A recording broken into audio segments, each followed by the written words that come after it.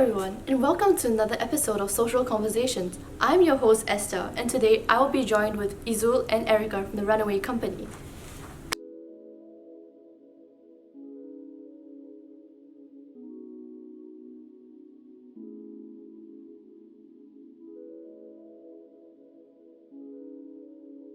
So introduce yourself. What do you do and how old are you? I'm Izzul Irfan, I'm 20 years old and I'm the creative director for the Runaway Company. I'm Erika. I'm also 20 years old and I'm the music director of the Runaway Company. Can you tell me more about what the Runaway Company is? The Runaway Company is a youth theatre company that focuses on integrating music and theatre to tell stories. So what we really want is to create a space where generations after generations of youth who want to make theatre can find that space and that community to grow together. So tell me more about you. What were you doing before you started the Runaway Company? Well, I was studying for A-levels. We all were just crammed in JC and just mugging. After JC, I chose to take a gap year to pursue music and theatre. So last year I did about 6 projects, theatre and music, and this year also I have a few projects here and there. As for me, I'm of course serving the nation now, so I'm in NS. But of course, even in NS, I think I still very much try to involve myself in production. So far this year, I have like 4 productions. So my first one was Void Deck with the Runaway Company. So that one I was a director and also the script writer. After that, I think I did more like acting stuff. So I had a show Uncut with the M1 Singapore Fringe Festival in January, and upcoming in July I have one show with Young and Wild, which is on the Wild Rice. Yeah, of course alongside directing Wilderness, which is our the Runaway Company's newest production. How did you get into musical theatre? Was there someone who inspired you to? Just to like clarify, right, generally, like the Runaway Company doesn't really focus on just musical theatre. So what we do really and what we aim to do in the future is more of music theatre. So musical theatre is your usual Broadway standards, Les Mis, Wicked and stuff like that. While music theatre, I think it's more focusing on the idea of integrating how can we incorporate music as a very potent storytelling device, along with theatre. So so that's what we really focus on. But of course, I think a lot of us started out liking musical theatre first because we really, we enjoy things like Hamilton, and Dear Evan Hansen, like we sing that non-stop.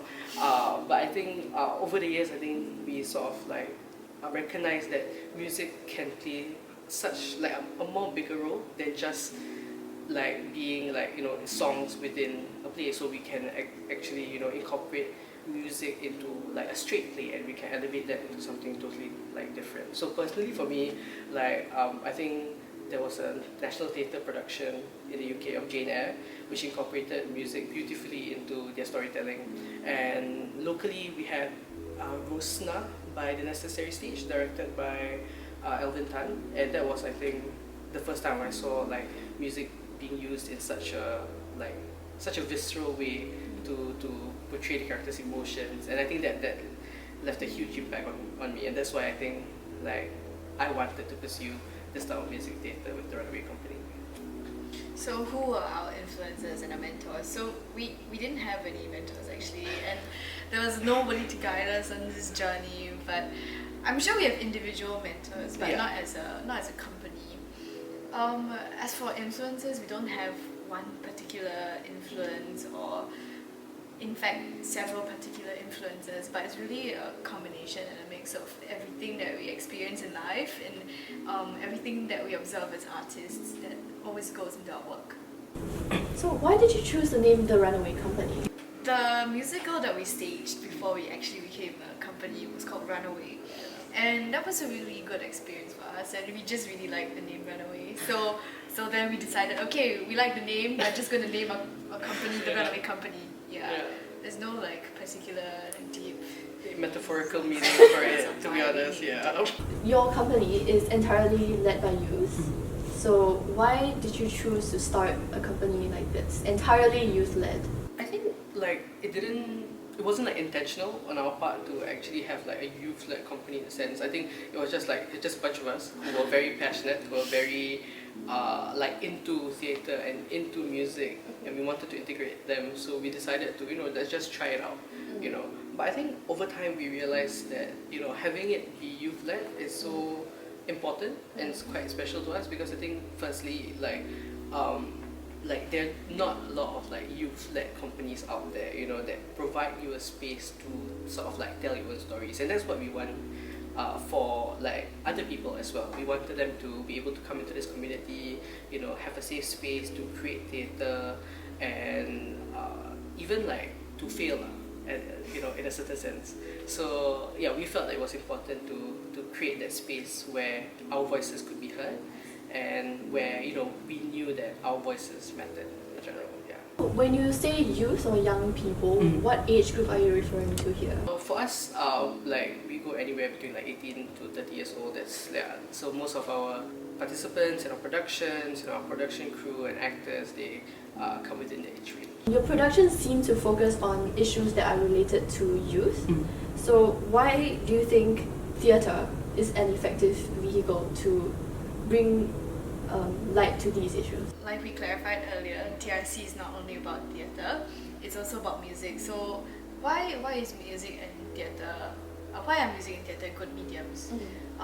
Theatre is very malleable, and I think it's fun, it's vibrant, and you get to see people on stage, and it tells stories in a very accessible way that people can understand and feel for. As for music, it's an alternative way of storytelling that is not exactly very tangible, but it makes you feel a lot of things that theatre can't really express in words or in action. And I think that's the beauty of music. And the combination of both is really makes it potent, because you have theatre that is telling the story like on stage and live, but music is really enhancing the emotions and magnifying it. And I think this is a combination that we really wanted to explore. So why is telling stories of youth so important to you? I think for us it's really about sorry, let me try that again. I think it's important to us because we felt that there was such a need to create a space for youths to be able to like own their own stories, right? In a sense, because if we don't tell them, like who else will, in a sense. Who will the youth? Yeah, who will? Tell the stories of the youth, because there's so many other stories out there that that other theatre companies are talking about. But we wanted to give a sort of like a voice and a platform for youth to tell their own stories about their own youth experiences. Because how many times have like youth stories been relegated to the realm of like teen angst and hormones and nothing much else, a phase of their lives, when in fact it's something so much more. It is their lives, it is their it is something that is important to them, and therefore we should listen, no matter what we think that it's so trivial, when it's not, so we felt that it was important for us to tell the stories of youths through our productions. It's a journey too, especially because youth is a very volatile period, but it's also one of the most important in terms of making you who you are, and it's really a time where we figure out who we are as people, so we wanted to explore